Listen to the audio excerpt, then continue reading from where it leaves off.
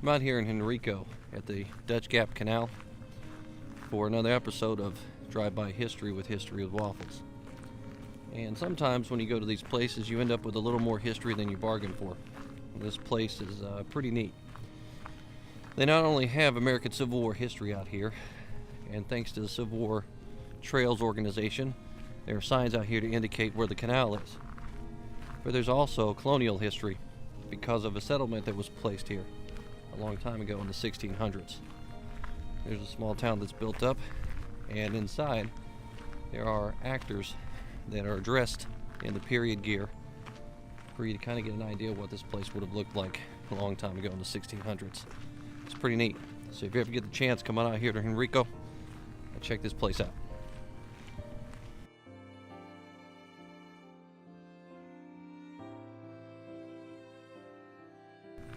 It seemed like every time that the United States Army during the American Civil War decided to use gunpowder to blow something up, it ended up in disaster. And out here at Dutch Gap, it's really no different. You have an army digging a canal out. They decide to try to take a shortcut. They use gunpowder, and it delays the canal right up until the end of the war. So we're going to check that out today here at the Dutch Gap Canal.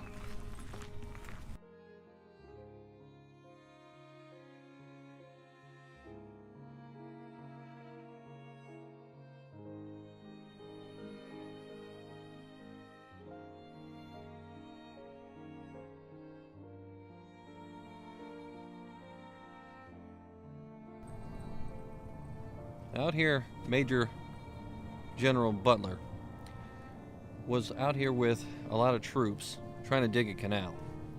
And directly behind me here is the result. You can see that stretch of water that runs across in this direction here. Originally, it was the James River, which was flowing from where this bridge portion is around this way, and it encircled this land gap that was sticking out or jetting out. They ended up creating this island here because they built that canal behind me. Now, the point of the canal in the first place was to try to stop some of the harassment of the Union ships that were coming up and down the James River. Off in the direction directly in front of me here, there were three solid points: Sims, Dantzler, and one other position over there where Confederates had their cannons placed. And when the Union boats would come around that corner, they were being hit one after another as they were going around the corner trying to make it to this side of the James River, which is right over that way. You can see that way there, and it stretches right behind me.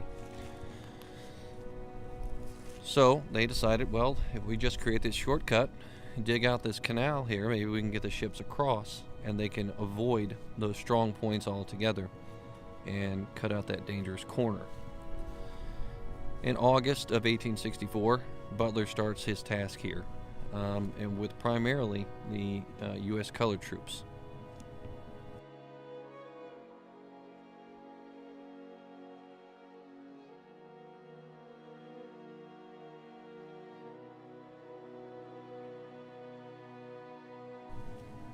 So as stated before, January 1st, 1865, there's a tiny little piece of land. And it's just a small sliver of dirt, basically, that they need to get out in order to create the full canal that's needed. They're right at the end of creating this place. And they pack 12,000 pounds of gunpowder into it and decide to explode it to smithereens. They light it off, and when they do, they create a massive problem for themselves. And it delays the construction of this canal here all the way up until well after the Civil War was over with here in Virginia. Robert E. Lee's army had already surrendered by the time they completed this place. So once again, the Union Army uses gunpowder to try to create a fast approach to something and end up destroying what they're doing in the first place. But out of this came heroism, just the same as it was in any other situation in the American Civil War. There was a Medal of Honor recipient that was awarded the Medal of Honor for his actions here at the Dutch Gap Canal.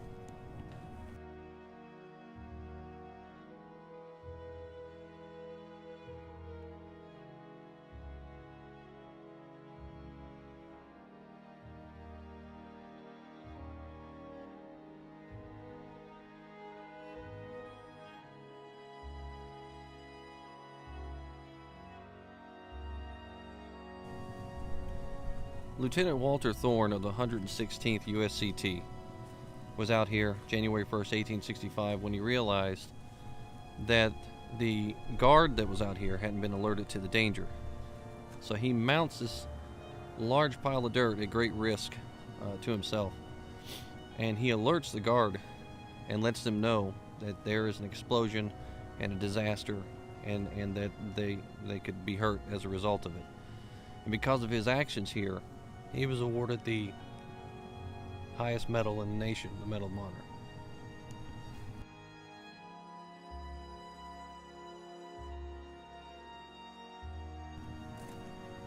Major General Butler commanded more African American troops at that time than any other officer did during the Civil War. He actually advocated for them to be used during battle, just like any other soldier, because at that time they were being used for grunt work and labor, and not a lot of them were being used for combat. But they would go on to prove their mettle and their tenacity at places such as New Market, the Battle of the Crater of Petersburg, and things like that. And here at the Dutch Gap Canal, it was no different. The work that they did here was extremely important. And had the war continued on here in Virginia, this canal no doubt would have been used to protect and save sailors as they were coming around with ships, trying to hit the interior going towards Richmond.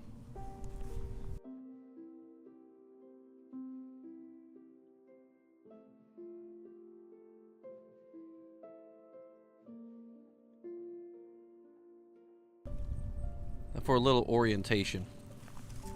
Off in this direction here is the James River, and during the 1800s the James River stretched around this direction, and it goes all the way around this piece of land that I'm on right now, and it's not seen again until it comes out over here, and then the James River stretches out that direction there, and if you go back around in that way, Drury's Bluff is right over there.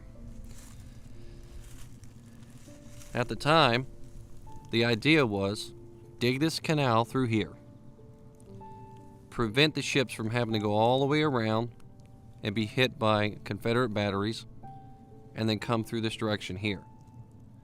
Now the Dutch Gap Canal is actually, it was closer at that time, so it was a very narrow gap in between here. Today it's a lot larger because it was completed back in the 1870s after the war. Because of the shipping industry sending ships up and down this river, they needed a much deeper pass to go through here. Today you'll see a lot of fishing boats out here going up and down through this gap.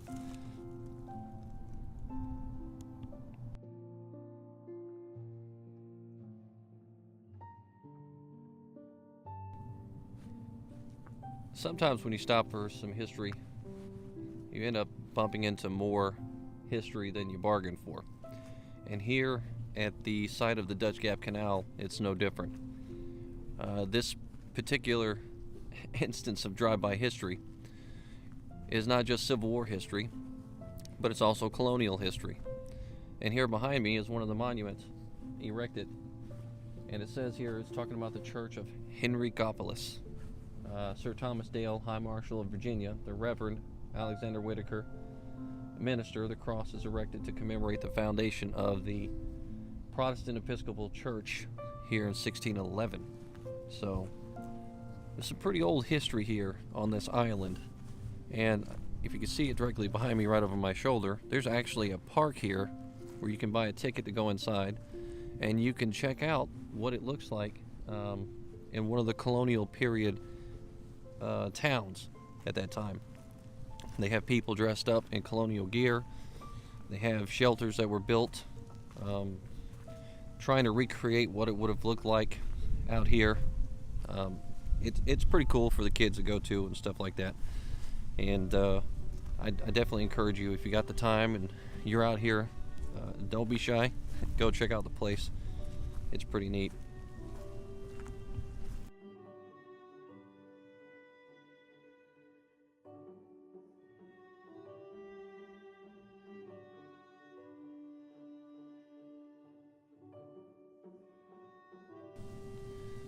Now, all this wonderful Virginia scenery around me here is beautiful. And in the video that you're seeing now, that's what you're going to see, is a lot of beauty. The rivers, the woods and streams. And that's what I like to highlight about these places in Virginia and all the American Civil War places that I go to. But if you look right over my shoulder here, that little thing sticking up right above my thumb, that's a smokestack. And looks can be deceiving. On my way out here, I was kind of surprised as I was driving out here, because I thought I was lost. I was going past industrial complex that had big rigs and chemical factories and big giant smokestacks and all kinds of stuff that just looked absolutely disgusting. And at one point, I made a wrong turn and ended up at a boat ramp filled with buzzards. So it was something out of a horror movie. But then finally I make the right turn and I come down here and it's night and day. There's beauty, there's a river, there's even a picnic area where you can stop and grab a bite to eat if you bring food with you. It's kind of sad to see a place like this so close to something like that. But this is Drive-By History, History with Waffles.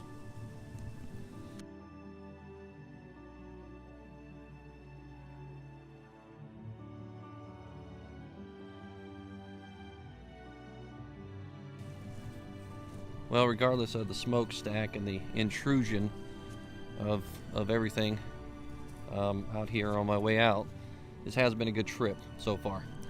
And I really enjoyed myself and enjoyed bringing this place to you. If you have time and you're in Henrico, come on out and check it out here at the Dutch Gap Canal. You can go to the Civil War Trails website and look up the interactive map. There is a pin on there that you can actually get the coordinates to come out here and make your way out here to check out the sign and see the history that's out here from the American Civil War. And when you get a chance, stop in and see the Colonial town that's here as well, and check out what they have to offer. It's been another episode of Drive-By History with History with Waffles. Until next time, see you later.